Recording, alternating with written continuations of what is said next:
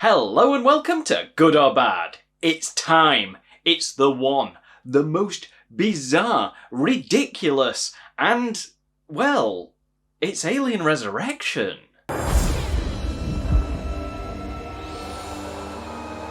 Released in 1997 and directed by Jean-Pierre Jeunet, it has the most bonkers story of all the Alien films. In the last film, Ripley had an alien queen growing inside of her, the last of the xenomorphs, and decided to kill herself, taking the alien with her, depriving Weyland-Yutani of ever getting their hands on the xenomorph. Then we jump forward about 200 years into the future, where Weyland-Yutani no longer exist. According to the special edition, Weyland-Yutani were bought out by Walmart, which is incredibly interesting and definitely deserves its own spin-off. Who doesn't want to explore the world of corporate buyouts? But anyway, they are long gone now. To fill their shoes, the United Systems military have stepped in. Using blood samples from the prison world in Alien 3, they have managed to clone Ripley, including the alien queen that was inside her. Unlike Willem Dafoe, I'm not something of a scientist myself, so I'm not going to question this, although I feel like I probably should, but I'm gonna let it go. Fox wanted Ripley back, and they needed the aliens back as well, so it was a means to an end.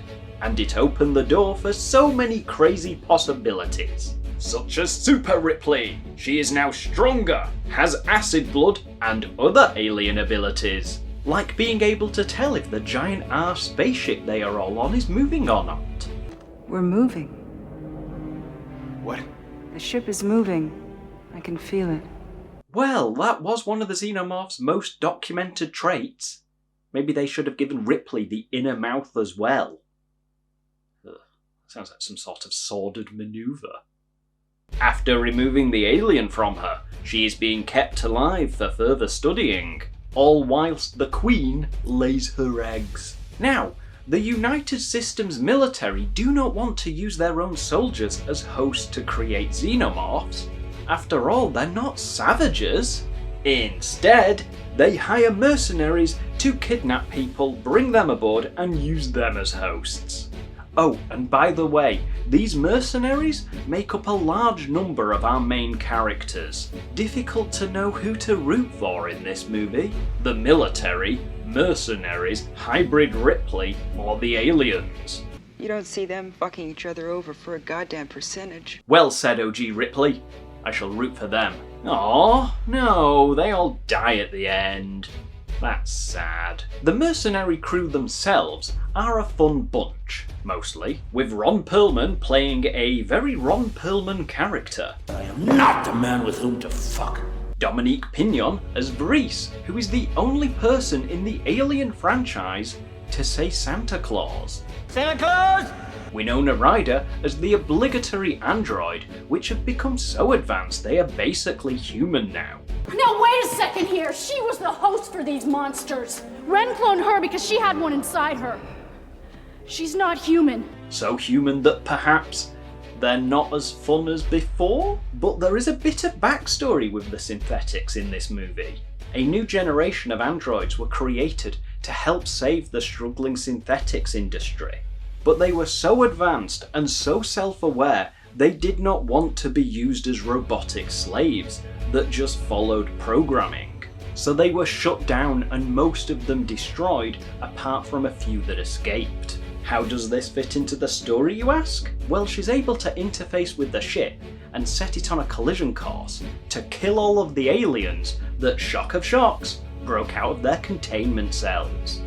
That, and, well, let's face it, it's an alien movie, so they needed an android. But this one was burdened with a noble purpose. Before the Gen 2 android breakout, she went on the company's servers and saw what the United Systems military were up to with the cloned Ripley, and that they were hiring a crew of mercenaries to kidnap people, which they would then use as hosts. So her grand plan was to join that crew, get on the ship, kill Ripley, before they managed to take the Queen out of her.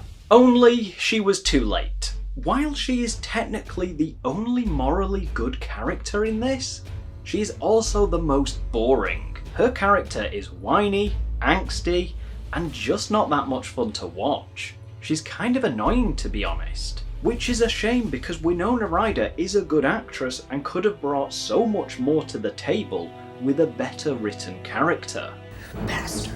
Then we have Gary Dodan, the cool guy Christie with 2 guns that can ricochet off anything.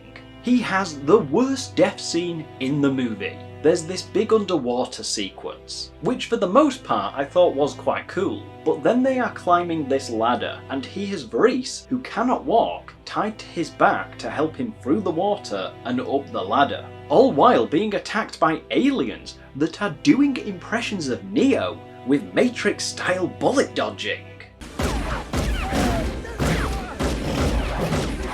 It is definitely goofy, but hey, at least it's more fun than Alien 3. Anyways, they kill the aliens, but one is stuck on Christie's foot. Looks like he could just easily shake the alien off, but apparently it was stuck.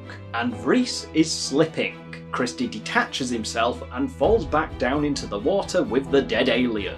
Given the fact that all the aliens we saw in this scene were killed, I do wonder why he couldn't just swim back up. It's not like the alien was infused to his foot or anything. They all just accept that he is dead, and that's that. Then we have Hillard, who was killed just before Christie by being drowned by a xenomorph. Didn't really feel like her character was that impactful. Just serviceable, really. Then if we are talking impactful, the last guy, Elgin, who was the captain, acting all cool and suave. Certainly a fun character, but died quite early on in the xenomorph breakout. Quite brutally as well. It was one of the better death scenes in this movie. Actually, to be fair, Alien Resurrection isn't short of good death scenes. A lot of them are quite gory and visceral, which to be honest is what you want from an Alien movie. Except for the ones that make no sense. So the mercenaries bring the kidnapped victims on board, the facehuggers do their bit, and then a bit later the fully grown aliens break out. And the general in charge of the ship has a very surprised, concerned look on his face when he hears the alarm. You know, I read that originally he was shirtless in this scene, but the audience has laughed so much at how hairy he was, they added a shirt in later releases. Yeah, it covered it up well. And I cannot help but love this man. He may not have been in the film for long, but wow was he fun. Dan Hedaya's acting was so over the top, I just love it. The way he rolls a grenade is like he's up for an award at bowling.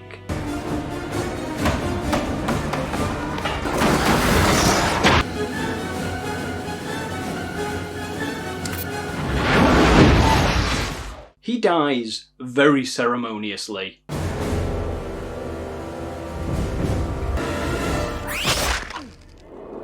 Also, this ship uses a very strange security system. Please try again. Thank you, General Perez. Did they just want to seem more sci-fi-like? Because it didn't work. Anyway, yes, the breakout happens because the team of highly intelligent xenomorph-obsessed scientists assume the aliens would not sacrifice one of their own to escape.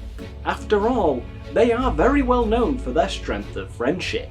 To be fair to Resurrection though, I don't think there is a scene of the aliens sacrificing one of their own in any of the other movies. But at the very least, perhaps they should have considered acid blood-proof containment cells. One of the people who failed to anticipate this is played by none other than Brad Dourif, playing an evil scientist, I love that, who is probably the creepiest sounding character in the entire movie. A beautiful butterfly. You sound like a serial killer. Which does make sense, you are the voice of Chucky after all. To escape, the mercenaries have to team up with Clone Ripley and Tuco from Breaking Bad as one of the less arsehole-ish military guys, and must make their way to their ship through an infestation of xenomorphs. Then we find out it took them 8 attempts to clone Ripley when she meets Ripley's 1-7, who have various forms of disfigurement. I liked this scene, it's quite emotional, which Weaver's acting helped pull off. Then she plays a game of kill it with fire. One thing I am not sure of is why they introduced this character. He has an alien inside of him, which they all know about, and for some reason decide to bring him along anyway, even to their escape ship, where it inevitably bursts out of him. For some reason though, when it does start bursting out of him, he has an outbreak of violence, which he directs towards one of the military guys holding them at gunpoint.